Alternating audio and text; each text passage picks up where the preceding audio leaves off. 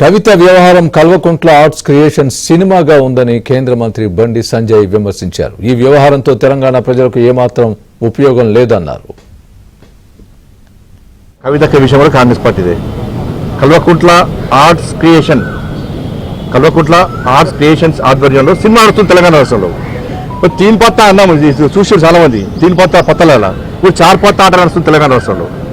Kalvakuntla arts creation ఆధ్వర్యంలో 4 పత్తా ఆట నడుస్తుంది. హరీష్ రావు గారు, కవిత గారు, కేటీఆర్ గారు, సంతోష్ రావు గారు 4 పత్తా ఆట నడుస్తున్నది. దీనిలో కేసీఆర్ గారు జోకర్ ప్లేస్లో పెట్టారు. దీంతో ఏమైనా ఇప్పుడు ఈ చర్చతోని, ఈ కవిత చర్చనో దీంతో తెలంగాణ రాష్ట్రంలో లాభం జరుగుతుందో అని చెప్పండి. ఇదో సమస్య అనేది. తెలంగాణ రాష్ట్ర ప్రజలు తెలంగాణ రాష్ట్రంలో మీడియాలో డిబేట్ పెట్టి చర్చించే సమస్య చెప్పండి. ఇంకా ఆరోగ్యాల గురించి చర్చ జరగాలి లెటర్లు చిట్ చాట్ల పేరుతోని ఇదేం పద్ధతి? బీఆర్ఎస్ పార్టీకి సంబంధించిన శాసనసభ్యులు చాలా మంది బీజేపీకి టచ్లోకి వచ్చినప్పుడు బీఆర్ఎస్ పార్టీ ప్రభుత్వం ఆధ్వర్యంలో కేసీఆర్ గారు ఏం చేస్తుంటే టక్కని మీటింగ్ పెట్టి మన బీజేపీతో నడుస్తున్నామే, నాకు కేంద్ర మంత్రి ఇస్తున్నా చెప్పలేదా? ఒక గదే జిమ్మికలు అన్నీ కూడా. బీఆర్ఎస్ బీజేపీ కలవడం అనేది అసలు బీఆర్ఎస్ మేము నడుచుకుంటామన్నా.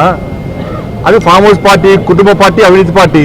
కవితక్కను అరెస్ట్ చేయకుండా ఉండాలనే ఉద్దేశంతో బీఆర్ఎస్ బీజేపీతో కలవడానికి ప్రయత్నం చేసింది.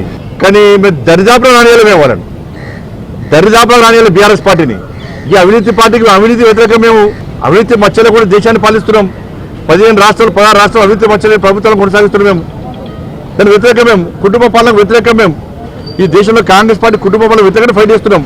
కానీ బీఆర్ఎస్ పార్టీని ఏ విధంగా మేము చేసుకుంటాం? రేవంత్ రెడ్డి గారి యొక్క వ్యాఖ్యలు దేశద్రోహ వ్యాఖ్యలు అవి. ఇది పాకిస్తాన్ ఉగ్రవాదులను పెంచి పోషించే విధంగా ఉంది. ఇది భారత సైన్యం యొక్క ఆత్మవిశ్వాసాన్ని, ఆత్మస్థైర్యాన్ని దెబ్బతీసే విధంగా ఉంది. అలా యుద్ధం చేసింది నరేంద్ర మోడీ గారు రైఫల్ వేయలే, భారత సైనికులు చేశారు. భారత సైన్యం మీద మీకు నమ్మకం విశ్వాసం లేదా? ఆర్మీ చీఫ్ మీద మీకు నమ్మకం విశ్వాసం లేదా? ఎవరు మీకు విశ్వాసం లేదు? మీకు మొన్న రానికి జెండా పట్టుకోని అంటారు, మోడీ గారు సహకరించాము, ప్రభుత్వం సహకరించాము అంటారు. మరి ఈ కామెంట్స్ ఏంది ఇవాళ? ఫక్త్ కాంగ్రెస్ పార్టీకి ఎప్పుడు కూడా దేశానికి వ్యతిరేకంగా మాట్లాడే ఒక ఫ్యాక్షన్గా మారింది కాంగ్రెస్ పార్టీకి. ఇందిరాగాంధీ అంటారు. ఇందిరాగాంధీ హయాంలో పీఓకేను ఎందుకు స్వాధీనం చేసుకోలేకపోయింది కాంగ్రెస్ పార్టీ ప్రభుత్వం అప్పుడు? ఇలా పీఓకే వల్లనే కదా కశ్మీర్ ఇలా అతలకూతలమైంది. ఇవాళ కశ్మీర్ పండితులు హతమర్చింది పీఓకే వల్లనే కదా. ఏక్ దేశ్ మే దో ప్రధాన్, ఏక్ దేశ్ మే దో విధాన్, ఏక్ దేశ్ మే దో నిషాన్. దీనికి కారకులు ఎవరు? కాంగ్రెస్ పార్టీ ప్రభుత్వమే. ప్రజలు నవ్వుకున్నారు.